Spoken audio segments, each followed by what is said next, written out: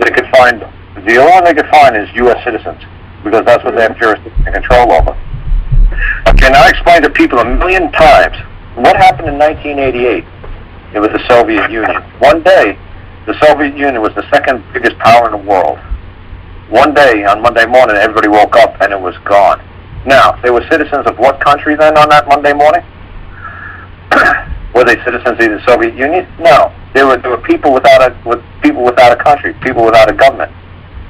Did that mean that they no longer functioned? Did their society collapse? Did they go into chaos and mayhem? What happened to those folks in 1988? Nothing. They were fine. Monday morning. Yeah. Monday morning, they realized they were no longer Soviet citizens. Now what were they? They were citizens of what? And like I said, a citizen just means you're a member of a family. That's all it means. Citizen is civis. It's Latin. Member of a family. That's all it means. So do you wish to be a member of that family? Like the saying goes, you can only serve one master.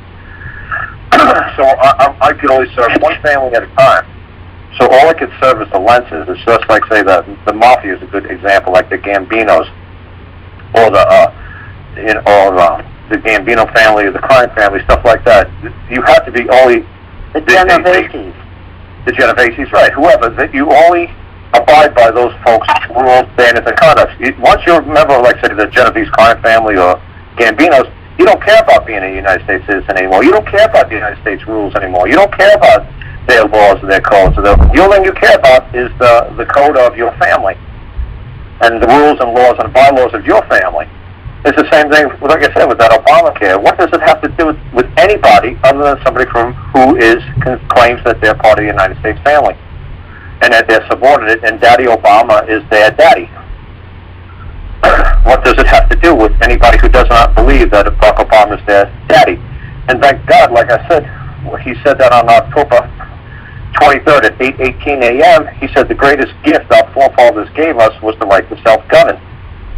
So even he said that when the government reopened up for business at 8 o'clock in the morning. At 8:18, that's exactly what he said. And you even Googled it, and you sent me a link to it. So we're self-governing. If we choose not to be governed by Obamacare, well, we choose not to. We just say, wait a second, didn't Barack Obama say on October 27th at 8:18 that the greatest gift our forefathers, the United States, ever gave us was the right to self-govern? So does that mean I get to control where I go? Because a governor is like on a carburetor or on a boat or something like that. It limits where you can and cannot go and how fast you can and cannot go, and you choose to set what you govern, where you steer towards. That's it. It's your choice. That's what it is. Right, so it's a free choice. There's nothing that can compel you unless you believe that you're subject to that authority. Then if you believe that you're part of the Genovese crime family, then you better do what they tell you. They're going to break your legs. No one can be compelled to contract without the ability to kill. Right, if you believe that you're a United States citizen or subject to their authority and they can break your legs, God bless you. If that's what you believe, that's what you believe. But all I ever say is when they what the United States of America, if they tried to move me, say the United States of America tried to move me into court. Say the United States of America tried to find me or sue me, okay? And I said, oh, really? You're going to try to sue me and find me? That's special. I have no idea. I always wanted to meet Mr. or Mrs. USA, and I always wondered if it wore a skirt or if it wore jeans and a belt buckle, because, is it Columbia, the woman that used to represent, or is it Uncle Sam? Is it a man now? Who is the United States? What is the United States? That'd be great. I think everybody in a free world would love to see the United States appear in court. So I'll be more than glad to summons the United States, who's the plaintiff, who's complaining that I'm not doing something it's ordering me to do. I'd be more than glad to demand that require of it to appear in court and testify that I owe it a debt. Because the lawyers can't testify that I owe them a debt, can they? The paperwork can't testify. Like I did with the man in Evansville, Indiana. The feds down there in Evansville said, and all this man is listening, but he'll tell you. He said, Karl questioned these, and all they kept saying is, all we have is a paper case. Nobody will ever appear in court and testify against that man, Greg. The man's name was Greg started or something like that.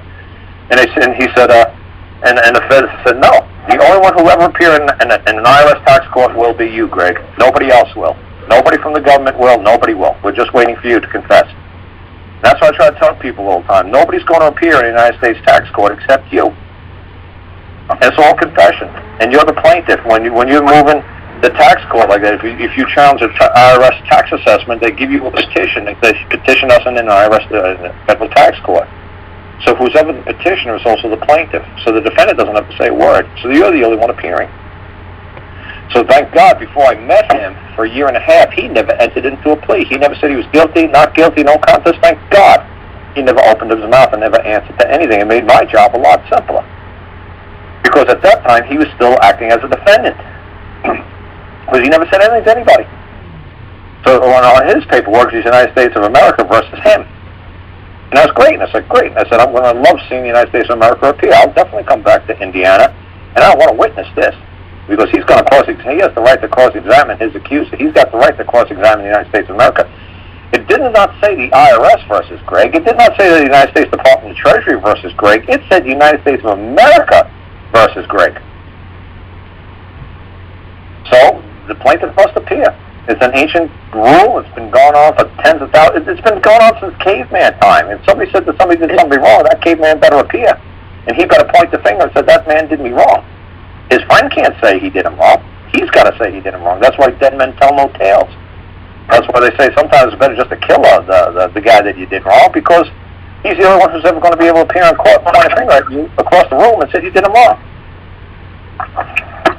Without somebody, verifying that there was a wrong done and pointing across the courtroom, there is no claim. There is no case. The state can't move a case for a dead man. That's ridiculous. The state wasn't there. The state doesn't know how that guy died. Only the man who died knows how he died. And the man who said, I'm innocent, the guy, he fell on my gun and it went through his head. It discharged a bullet through the back of his spine. I don't know how just shit happens, I guess. Sucks to be him. He doesn't have to say anything else.